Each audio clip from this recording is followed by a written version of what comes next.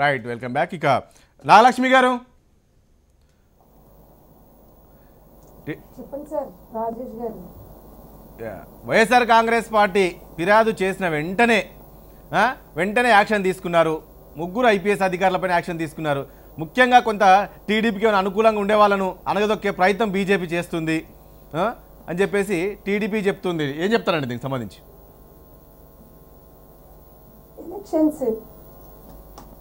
ఇప్పుడు elections code జరుగుతుంది కాబట్టి ఎలక్షన్స్ లో వాళ్ళ యొక్క అభివృద్ధిని చేసుకొని ఎలక్షన్స్ లో ప్రజలకి మేము ఇలా చేస్తున్నాము అనేటటువంటి ఒక ద్వంద్వ వైఖరిని ఉపయోగించడం తప్పితే ఇక్కడ తెలుగుదేశం పార్టీ ఏం చేయడం లేదండి.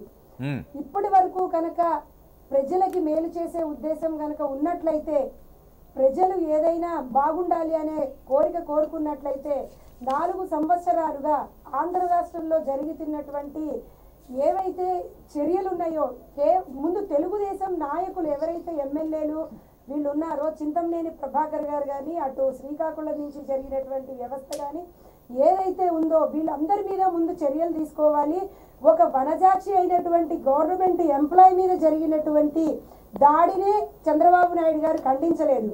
ఇప్పుడు వైఎస్ఆర్ పార్టీ వాళ్ళు కంప్లైంట్ ఇచ్చారు కాబట్టి కంప్లైంట్ని ఏ రకమైనటువంటి చర్యలు తీసుకోకపోతే రేపొద్దున జగన్మోహన్ రెడ్డి గారికి సపోర్ట్గా నిలుస్తారేమో, ఓట్ల వెళ్తాయేమో అనేటటువంటి ఒక డ్రామా కుట్రపూరితమైనటువంటి చర్యగా చూడాల్సిందే తప్పితే ఎలక్షన్స్ ఓటు బ్యాంక్ రాజకీయంగా ఇక్కడ పూర్తి స్థాయిలో ప్రజలకి మేలు చేసేటటువంటి సదుద్దేశంతో తెలుగుదేశం పార్టీ లేదు. అది స్పష్టంగా అర్థమవుతున్న విషయం సార్.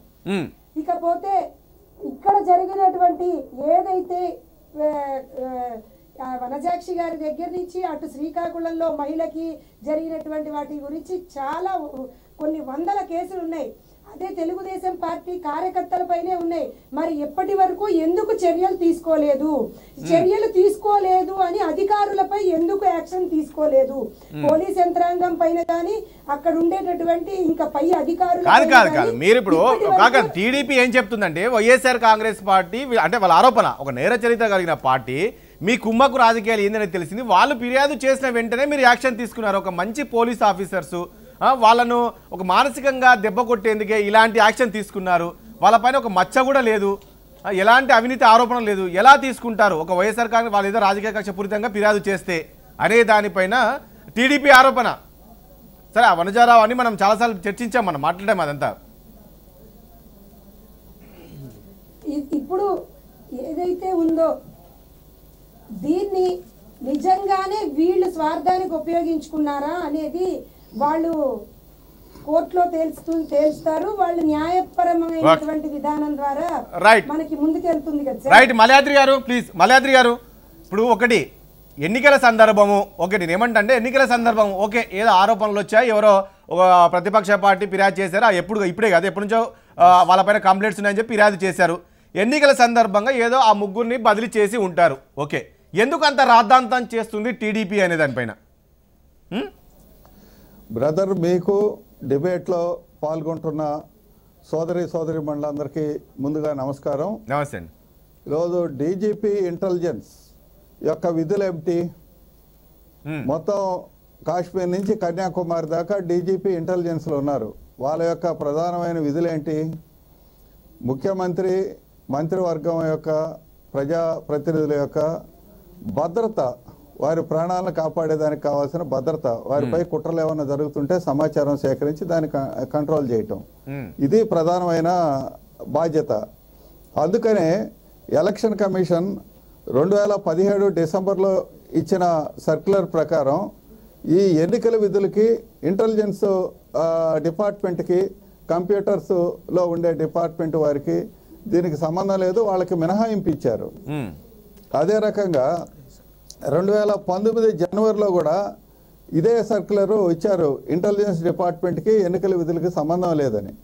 అలాగే మొన్న తెలంగాణ ఎన్నికలకు సంబంధించి అక్కడ అధికారుల పైన ఫిర్యాదు చేస్తే, అఖిల పక్షాలన్నీ ఆల్ పార్టీస్ ఫిర్యాదు చేస్తే అక్కడ ఏమన్నారు, అసలు ఇంటెలిజెన్స్ వాళ్ళకి ఎన్నికలకి ఏమి సంబంధం అని చెప్పి ఆ రోజు అన్ని పార్టీలు ఫిర్యాదు చేసినా తెలంగాణలో చర్య తీసుకోవాలా.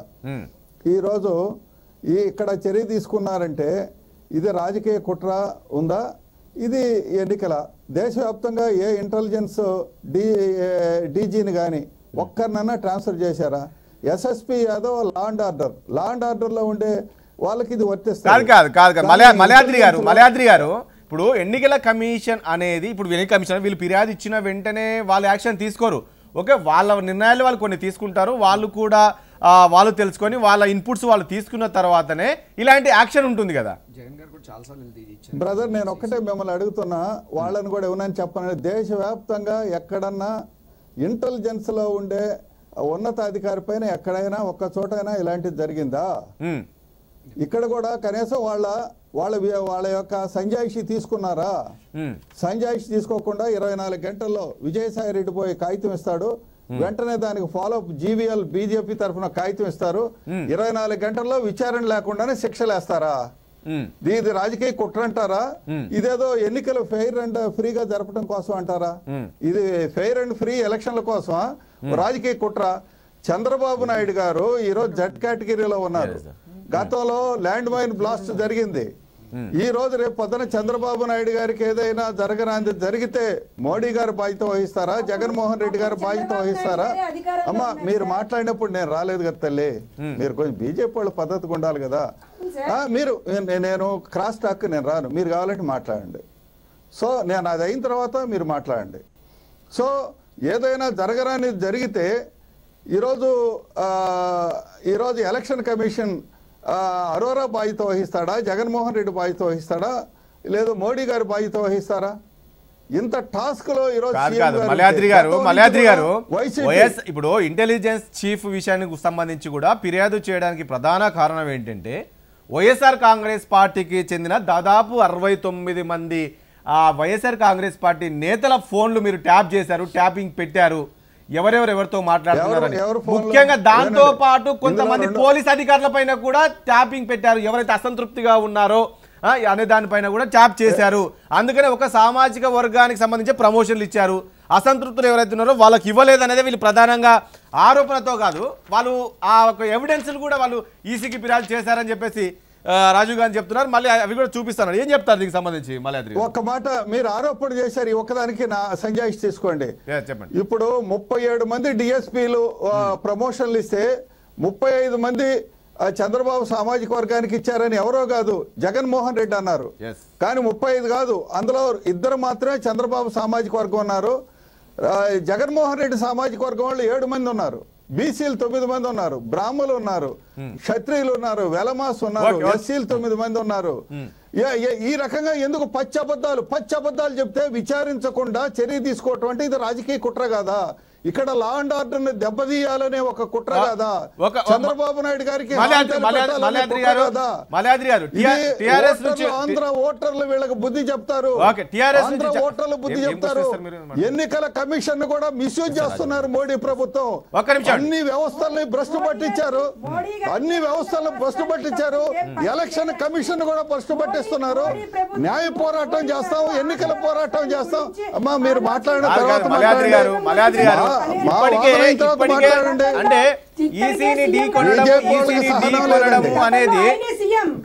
ఈసీని ఢీ కొనడం అనేది నాకు తెలిసి మొట్టమొదటిసారి అనుకుంటా ఏపీ ప్రభుత్వంలోనే ఈసీ తీసుకున్న నిర్ణయాలను ఈసీ కూడా మొట్టమొదటిసారి ఒక ఇంటెలిజెన్స్ అధికారిని ఈసీ కూడా మొట్టమొదటిసారి ఈ రకంగా ఇప్పటికే రాష్ట్రానికి సిబిఐ రానివ్వట్లేదు, ఈడీ రానివ్వట్లేదు. లాస్ట్ కి నిర్ణయం తీసుకుంటే భయపడుతున్నారు అనేది కదా. ప్లీజ్, దేశంలో ఎక్కడైనా ఇంటెలిజెన్స్ అధికారులను బదిలీ చేశారో చెప్పండి. ఒక నిమిషం అండి, మలయాద్రి ఇచ్చావు. ఈసీ ఇచ్చిన గైడ్ లైన్స్ లో ఈసీ అలా అతిక్రమిస్తుంది, మనకు పరిధి లేదు దాంట్లో. తెలియకుండానే నిర్ణయం తీసుకుంది అనుకుంటున్నారా మీరు? మోడీకి భయపడి మోడీ చెప్పినట్టు గులాంగా వ్యవహరిస్తున్నారు. భయపడుతుంది అరోరాని మార్చాలా? అధికారంలోకి వస్తే అరోరానే మార్చాలా మీ ఎక్కడైతే మీవన్నీ బయటికి వస్తాయో అసలు అరోరానే మార్చాలా తోటి మోడీ గారికి భయపడి ఈ రకమైనటువంటి వ్యవహార శైలి నడుపుతుంది మీరు. మోడీ గారు నాగలక్ష్మి గారు మీరు చెప్తూ ఉన్నారు అంటే మీకు ఏం జరుగుతుంది అనేది ముందే తెలుస్తుందా మీకు? ఎందుకంటే నిన్నటికి నిన్న మీ జీవీఎల్ గారు మాట్లాడారు, ముందుంది ముసల పండుగ, ఇప్పుడు వీళ్ళనే కాదు ఇంకా చాలా మందిని చేస్తామని చెప్పి మీరు మొన్న మాట్లాడారు. అంటే ఆయన మాట్లాడిన వెంటనే ఈ పోలీస్ అధికారులపైన యాక్షన్ తీసుకోవడము, యాక్షన్ తీసుకున్న తర్వాత మళ్ళీ నిన్న ఒక ప్రెస్ మీట్ పెట్టి ఇదే కాదు ఇంకా ఉంది అంటే ముందే మీకు తెలిసిపోతుందా? ఇవన్నీ అనుమానిస్తున్నారు వాళ్ళు. జీవీఎల్ గారికి ముందే తెలుస్తుందా మరి ఎట్లా చెప్తున్నారు అనేది? సార్ ఎవరికి ముందందుగా ఇప్పుడు తప్పు నేను చేస్తాను అనేది తప్పు చేసే వాళ్ళకి తెలుస్తుంది, కానీ చెయ్యాలి అనే ఆలోచన ఉన్న వాళ్ళకి అవతల మాబోటి మోడీ గారికో ఎవరికో దీని మీదే కాన్సన్ట్రేషన్ చేయాల్సినంత అవసరం లేదు సార్. వీళ్ళు చేసినటువంటి ఇప్పటి వరకు ఏవైతే ఉన్నాయో వాటిల్ని బేస్ చేసుకుని మాట్లాడతారే తప్పితే ఏదైనా ముందొస్తుంది అనేది బయటికి రాదు సార్ ఎప్పుడు కూడా. ఇప్పటి వరకు వీళ్ళు చేసినటువంటి అసత్య ప్రచారాలు కానీ వీళ్ళు చేస్తున్నటువంటి నిన్న పీయూష్ గోయల్ గారు వచ్చి ఒక లెటర్ చూపించారు, ఇది అఫీషియల్ గా ఈయన ఇచ్చిన లెటరు అని. ఇప్పటి వరకు ఏం చేశాడు, ఆంధ్ర రాష్ట్ర ప్రజల్ని మభ్యపెట్టారు. అలాగే ఈయన చేసినటువంటి ఢిల్లీ వెళ్ళి చేసినటువంటి ఏవైతే చర్యలు ఏవైతే ఉన్నాయో ఇంటెలిజెన్స్ డీజీని ఎవరినైనా దేశవ్యాప్తంగా మార్చారని చెప్పి ఆయన అడుగుతా ఉన్నారు మాల్యాద్రి గారు. గత 5 ఏళ్లలో రాష్ట్రంలో శాంతి భద్రతలు కాపాడటంలో ఏమైనా విఫలమయ్యారా అన్న ప్రశ్న వస్తే అసలు శాంతి భద్రతలు అనేటువంటివి లేవు ఆంధ్ర రాష్ట్రంలో. ఉదాహరణగా ఈయన ఈ ఇంటెలిజెన్స్ డీజీగా ఉన్నప్పుడు జరిగినటువంటి కొన్ని సంఘటనలు మీ దృష్టికి తీసుకొస్తాను. ఒక నిమిషం మాల్యాద్రి గారు, this is not the correct వే.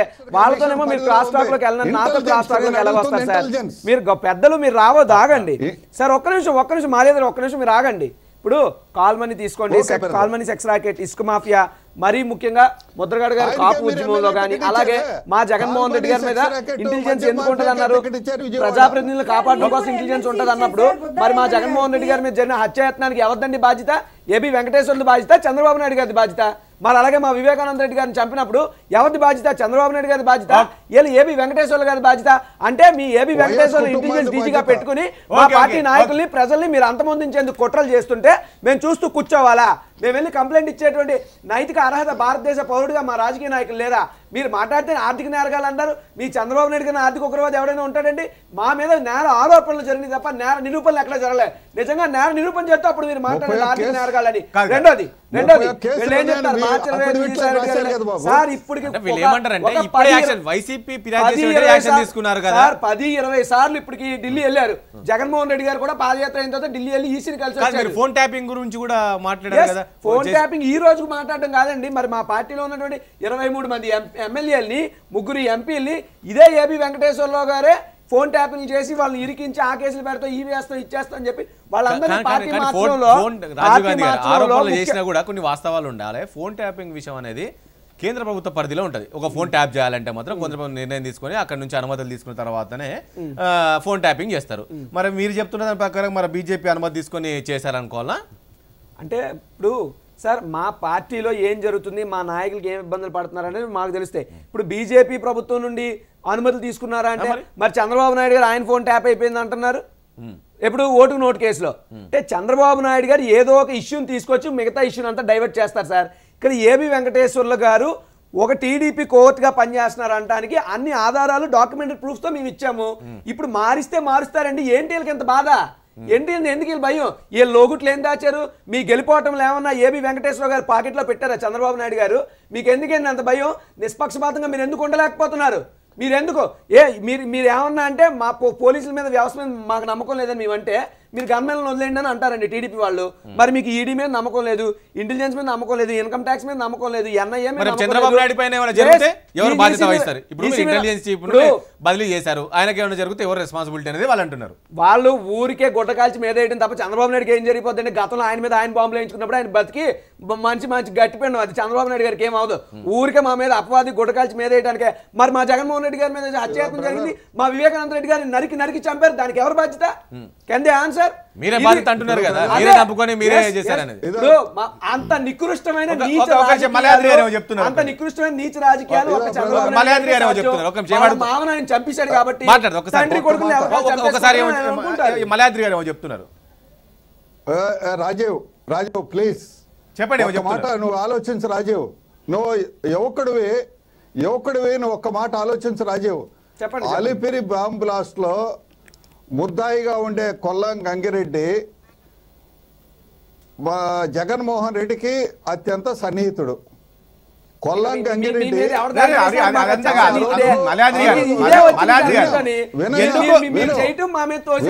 ఎందుకు ఆ వెంకటేశ్వర్లు ట్రాన్స్ఫర్ చేయగానే ఎందుకు బదిలీ చేయగానే వెంకటేశ్వర లేకపోతే మీరు ఎన్నికలకు వెళ్ళారా చెప్పండి. వెంకటేశ్వర లేకపోతే మీరు ఎన్నికలకు వెళ్ళారా? ఏబీ వెంకటేశ్వర ఇంటెలిజెన్స్ డీజీగా లేకపోతే మీకు ఎన్నికలకు వెళ్ళే దమ్ము లేదా? ఎన్నికలకు వెళ్ళే ధైర్యం లేదా? ఎన్నికలకు వెళ్ళడం చేత కాదా? చెప్పండి బాబు, మాకు ఏబీ వెంకటేశ్వర లేకపోతే మేము ఎన్నికలకు వెళ్ళామని చెప్పండి. ఎందుకు ఈ ముసుగులో గుద్దులాట? నెక్కరేశ్వర పిల్లలు చెప్పారు సార్ ఏబీ వెంకటేశ్వర ట్రాన్స్ఫర్ చేశారనంటే ఏబీ వెంకటేశ్వరరావు గారిని టార్గెట్ చేశారు. టార్గెట్ చేస్తే మీకు వచ్చిన నొప్పి ఏంటి? ఒక అధికారి ప్రభుత్వానికి పనిచేయాల్సింది పోయి పార్టీకి తొత్తులా వ్యవహరిస్తున్న అధికారిని ట్రాన్స్ఫర్ చేస్తే మీకు వచ్చిన నొప్పి ఏంటి? అంటే ఇక్కడ అర్థం అవ్వట్లేదా? ఆయన ఎంత మీకు కోవట్లా పనిచేశాడు? మీ పాద సేవలో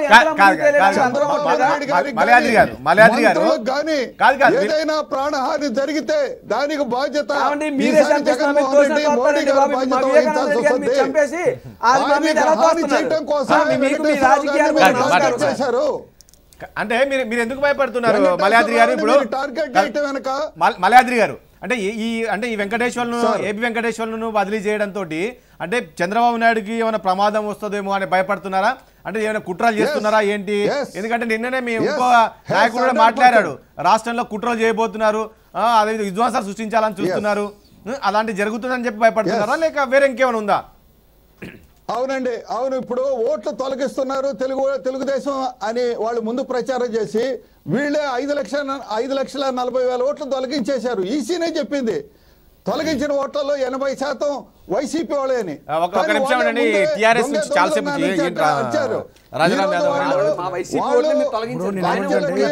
హత్యలకు కుట్ర చేస్తున్నారు వైసీపీ వాళ్ళు. చంద్రబాబు నాయుడు గారికి ప్రాణహాని, మోడీ గారు బాధ్యత వహించాల్సి వస్తుంది. రైట్, ఒక బ్రేక్ తీసుకుందాం. బ్రేక్ తర్వాత ఇది అంశం సంబంధించి